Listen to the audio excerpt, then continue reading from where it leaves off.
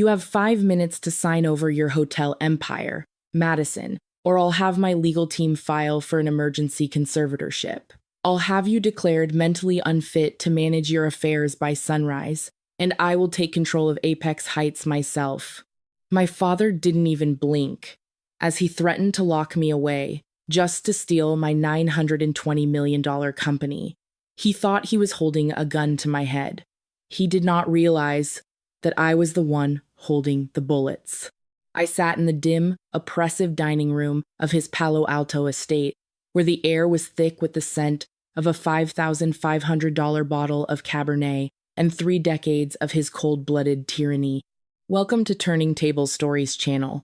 I'm sitting here with a warm cup of coffee, watching the view and reflecting on the hidden battles families often fight.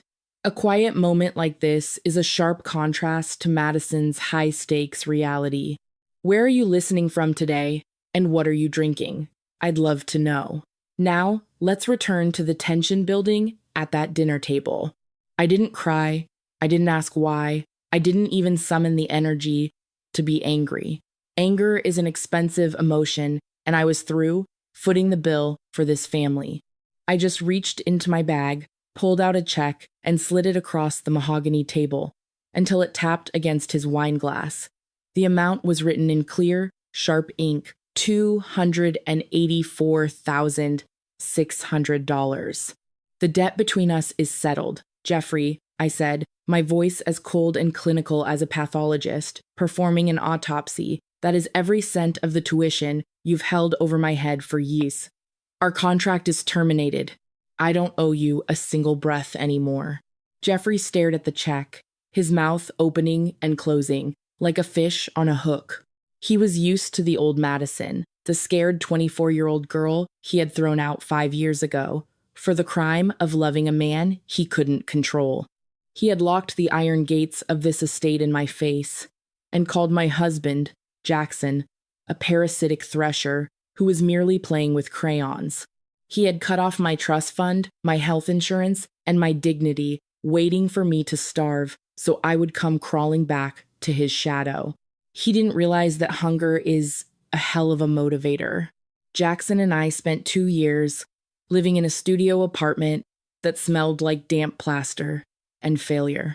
We slept on a mattress on the floor and ate instant noodles while we renovated our first boutique hotel with our own bare hands.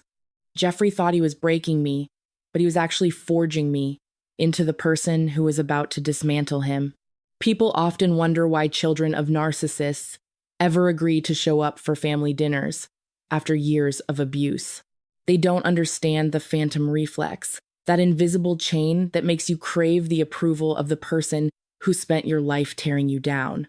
It's a biological glitch, a desperate hope that this time they'll finally see you.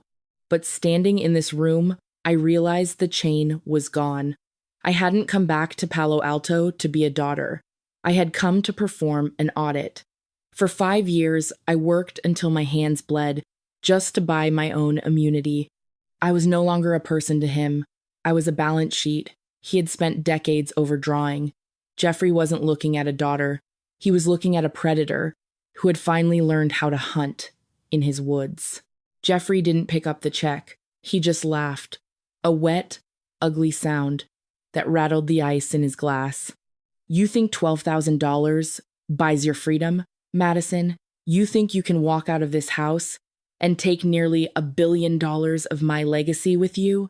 He leaned forward, his eyes drilling into mine with a predatory glint. "Beginner's luck is a dangerous drug. It makes amateur girls think they are actually businesswomen." He reached into his jacket and pulled out a second document, sliding it over the first. "This is a family intellectual property clause, Madison. It's an ironclad agreement that any innovation, software, or brand developed while you were under the Sterling Capital umbrella belongs to the family estate." He took a long, slow sip of his wine. "Apex Heights was built on the foundation of the education I paid for in the house I provided. Every line of code in your hospitality software is legally mine. I've already contacted your underwriters. The moment I file this, Your $920 million initial public offering is frozen. He thought he was being clever. He thought he was trapping me in a legal cage he had spent months constructing. I looked at the document, then back at him. He looked triumphant, a man who had just played an ace. I looked at my mother, Kimberly. She sat to my right, twisting her linen napkin until her knuckles turned white. She would not look at me. Her silence was a loud, clear signal. She wasn't my protector. She was just the silent investor in his version of family. Across from her sat my brother, Tyler, staring intently at his phone, his silence a practiced defense mechanism. He was the golden child who had learned early on that as long as he didn't look up, he didn't have to witness the blood on the floor. He was a ghost at his own dinner table, waiting for the storm to pass. "And what about the draftsman?" Jeffrey asked, his voice dripping with that familiar condescension. "Is Jackson still playing with his crayons while you do the heavy lifting?" He always called my husband a draftsman, spitting the word like it was a slur, refusing to acknowledge him as a visionary architect. Jeffrey viewed Jackson as a parasitic casualty of my rebellion, someone who deserved to starve along with me. 5 years ago, these threats would have made me shrink into my chair. I would have stammered, tried to defend our life, and begged for a scrap of his approval. But tonight, I just watched him. I didn't feel anger. I watched him with the quiet, calculating stillness of an architect measuring a condemned building. I wasn't there to argue. I was there to survey the wreckage before the demolition began. He was no longer the giant I feared, but a structure whose foundation had already turned to dust. He wasn't a king holding court. He was a man who had borrowed too much time and had finally run out of credit. I let the silence hang in the room, heavy and suffocating. I wanted him to feel the weight of his own arrogance. He thought he held the leash, but he didn't realize that his family intellectual property clause was a forgery of a ghost. He thought he was bullying a daughter into a bailout. He didn't realize who was actually sitting at the table. My compassion had been a luxury. He'd overdrafted for 29 years, and tonight I was finally closing the account. I watched him. I didn't blink. I didn't even breathe as I focused on the microscopic tremor in Jeffrey's hand while he tipped the decanter. The crystal neck rattled against the glass rim, a sharp, rhythmic tapping that betrayed the terror he was trying so desperately to mask with arrogance. He set the bottle down with a heavy, clumsy thud, trying to hide the shake, but I had already seen it. He wasn't a king holding court in his Palo Alto fortress. He was a cornered animal, baring its teeth because it had no other defense. I felt the cold, clinical detachment of a pathologist looking at a tumor. I wasn't just sitting across from my father. I was sitting across from a decaying legacy that had finally run out of time. "Beginner's luck is a dangerous drug, Madison," he repeated, his voice dropping into a register that feigned a fatherly concern. "It makes amateur girls think they are actually businesswomen. But the world is full of people who will eat you alive the moment you show weakness." He leaned back, and the smell of wine and arrogance rolled off him. He truly believed he was the puppet master, the man who collected sins and used them as leashes to keep the world in line. I let the silence hang between us, heavy and suffocating. "You talk a lot about weakness, Jeffrey," I said, my voice cutting through his panting like a blade. "But let's talk about yours. Let's talk about the $45 million in toxic debt currently due. You think that's a small number for a dynasty like yours? You've forgotten your own contracts, Jeffrey. That loan contains a cross-default clause. The moment you fail to pay this, every other creditor you have will legally be allowed to freeze your accounts and demand full repayment of your entire billion-dollar debt portfolio within 48 hours. The color drained from his face so fast, it looked like gravity had stolen it. He sagged into his heavy oak chair, the sound of air rushing out of him like a punctured tire. He stared at me as if I were speaking a language he had never learned. This was the moment of narcissistic collapse. The instant the tyrant realizes his vault is empty, and his shadow no longer scares the birds. You see, men like Jeffrey build their entire identity on the illusion of power that a thick wallet provides. They don't have character or integrity, they have assets. Their authority is a suit they rent with interest, and their respect is a service they buy on a monthly subscription. I realized then that his power was never real. It was an elaborate performance, staged on a foundation of shifting sand. When the bank account hits zero, the dictator becomes a beggar. His status was just a layer of gold leaf over a rusted soul, and I was the one who had finally peeled it back. "How do you know about that?" he rasped, his voice thin and diminished. "That is confidential information. Sterling Capital is drowning," I interrupted, my tone flat and lethal. "You didn't invite me here for a reunion, Jeffrey. You invited me because you saw my $920 million valuation on the news and saw a life raft. You thought you could bully a daughter into a bailout because you've spent 29 years convincing me I was nothing without you." I leaned forward, locking my eyes onto his. "But you forgot one thing. You taught me how to find leverage. You taught me that hunger is the best motivator. While you were drinking $5,500 bottles of wine and checking my credit reports to watch me break, I was learning how to buy the very ground you stand on." He lunged for his wine, his breathing ragged and desperate. He looked small in his expensive suit, a mean old man who had borrowed too much to buy an affection he never earned. The illusion was shattered. He wasn't holding a gun to my head. He was just holding an empty decanter in a house that was no longer his. Jeffrey stared at the binder on the table, as if it were a bomb about to detonate. His mouth opened and closed, but no sound came out, just the ragged, uneven panting of a man who had finally realized he was out of room to run. The realization washed over him in a slow, terrifying wave. He wasn't sitting across from a daughter he could bully with fake doctors and rigged psychological evaluations.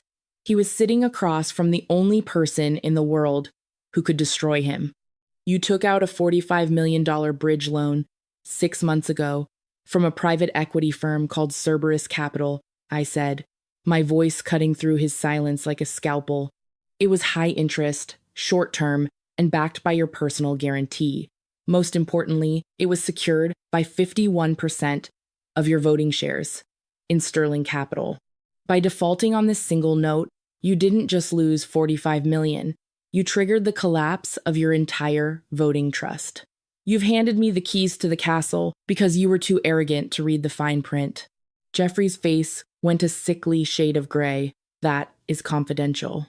"How do you know the terms of that note?" "Cerberus Capital was looking to offload their high-risk debt last week," I interrupted, leaning back and watching him struggle to breathe. "They thought you were going to default. They thought you were a bad bet. So they sold the note for pennies on the dollar to a shell company. I own that company, Jeffrey. I own your debt. And most importantly, I own the default clause." The air in the room seemed to vanish. I didn't feel a single grain of guilt. I felt the cold, clinical satisfaction of a debt collector closing a file. "I am calling the loan," I said, each word precise and final, full repayment. $45 million due immediately. Jeffrey shot up so fast, his knees slammed against the heavy mahogany table. Silverware jumped, and his heavy oak chair crashed backward onto the floor, with a sound like a gunshot. "This is fraud," he bellowed, spit snapping from his mouth, his face darkening to a sickly purple. "You can't do this. I'll tear it up. I'll bury you." He lunged for the binder, his hands clawing at the pages, as if destroying the paper could erase the reality. "Dad, stop," my brother Tyler shouted, jumping up as a crystal decanter was knocked to the floor, exploding into glittering shards. "Sit down!" Jeffrey roared at him, his eyes wild and bloodshot. I didn't move. I didn't flinch. I simply picked up my phone. My thumb hovered over a pre-drafted message to my lead counsel. One word: execute. "Go ahead," I said, my voice slicing through his frantic panting. "Tear it up, burn it, Eat it if you want. It doesn't matter. I hit send. Jeffrey froze, pages crumpled in his trembling fists. He looked up at me, chest heaving. What did you just do? That binder is just a courtesy copy, I said, locking my screen and setting the phone down with a deliberate click. My legal team was waiting for my signal. They just electronically filed the confession of judgment with the county clerk. It's officially time-stamped, Jeffrey. The debt is called, the default is registered, and the process is now irreversible. By the time the sun rises, the world will know you've lost control. I stood up, smoothing the front of my dress, as if we were discussing the menu for next week's brunch, rather than his total collapse. Under Uniform Commercial Code Article 9, a secured creditor can seize voting rights immediately upon default. To protect the asset, I whispered, stepping around the table until I was directly in front of him. He smelled like sour wine and the cold, metallic scent of fear. I'm the creditor. I just exercised that right. I own your shares now. I control the board. I control the building. I control you. Jeffrey's phone started buzzing in his pocket, then my mother's, then Tyler's. An ugly little chorus of alerts announcing the end of a dynasty. That's probably the board secretary, I said, my voice steady and unbothered. They've been notified of the change in control. That is the official notification for the emergency board meeting. As the new majority shareholder, I've already moved for your immediate removal for cause. You're not just retired, Jeffrey. You're being purged from the legacy you thought was untouchable. He looked at his screen as if it were written in a language he had never learned. He was no longer a giant. He was just a mean old man in a tailored suit who had borrowed too much to buy an affection he never earned. He turned to my mother, his voice a pathetic rasp. Kimberly, tell her this is insanity. But my mother didn't move. Usually, she would jump in to soften his rage, but tonight she wasn't looking at him. She was looking at me, with eyes wide with awe. She was doing the math in her head, realizing the daughter she had pitied had just taken the crown off the king, without breaking a sweat. There's one more thing, I said, letting the words settle over the room like a heavy blanket. I reviewed the collateral agreement you signed for that $45 million loan, Jeffrey. You didn't just pledge your shares. You put up the original deed of this estate. My mother's glass slipped from her hand, splashing water across the mahogany. Jeffrey went gray. He hadn't told her. He had secretly gambled away the roof over her head to cover his bad bets while pretending to be the patriarch who protected us all. He wasn't just a bully. He was a criminal who had betrayed his own wife's security. I don't want the house, I said, reaching into my bag and pulling out a set of keys, sliding them toward my mother. It's already in your name now, Mom. I've secured your interest. But Jeffrey, you have 30 days to vacate. I built this office! I built this life! Jeffrey screamed, a raw, broken sound. It was the last gasp of a tyrant, out of ammunition. And you leveraged it to cover your pride, I replied. My team audits the books on Monday. If I find 1 cent of misappropriated funds, I won't just fire you, I will prosecute you. I picked up my purse. I expected to feel heavy, crushed under the enormity of what I'd done, but I felt light. I felt weightless, as if the air had finally returned to my lungs after 5 years of holding my breath. I walked out, my heels clicking a steady, clinical rhythm across the floor. You ungrateful witch, he bellowed behind me. I made you. You're nothing without me. I didn't stop. I didn't even turn around. You don't look back at a burning building once you've made it out alive. The night air hit my face, cold, sharp, and clean. For the first time in 29 years, the oxygen finally belonged to me. 3 months later, the dust had finally settled. I stood by the floor-to-ceiling windows of the corner office at the Prudential Tower, looking out over a city that felt entirely different now. The air in this room no longer smelled like vintage wine and unspoken threats. It smelled like fresh paint and possibility. The brass letters on the office door had been changed. Sterling Capital was a ghost, replaced by the sleek logo of Apex Hospitality Group. My assistant knocked softly, The architects are here for the renovation walkthrough. Madison, should I send them in? Give me 1 minute, I said, catching my reflection in the glass. I looked the same, but the scared girl who used to stammer at this very table was gone. I reached up and touched the pearl earrings I was wearing. They weren't new. They had belonged to my grandmother, the only heirloom I chose to keep from that house.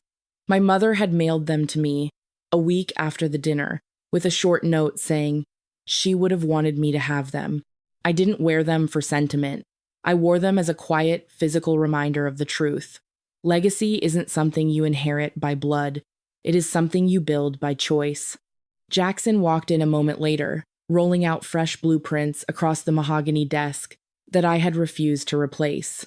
He looked up and grinned, his eyes full of the same steady support that had kept me upright for 5 years. Ready to build something new? He asked. Always, I whispered back. Sitting there, I realized that I had finally broken the chain. I have come to realize that some people spend their entire lives waiting for an apology that will never come, or a seat at a table where they are only ever viewed as a resource to be harvested. If you find yourself in a similar situation, remember this. Walking away is not an act of betrayal. It is a final act of self-preservation. When the contract of loyalty is repeatedly breached by those who are supposed to protect you, you are no longer just a daughter or a sibling. You are the architect of your own freedom.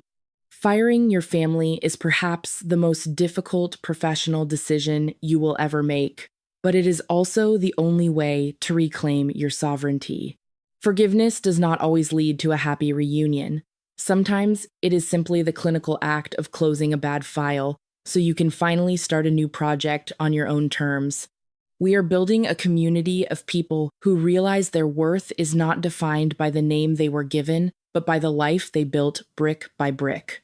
If this story showed you that it is okay to choose yourself, hit the share button. Like and follow for more stories of justice and resilience.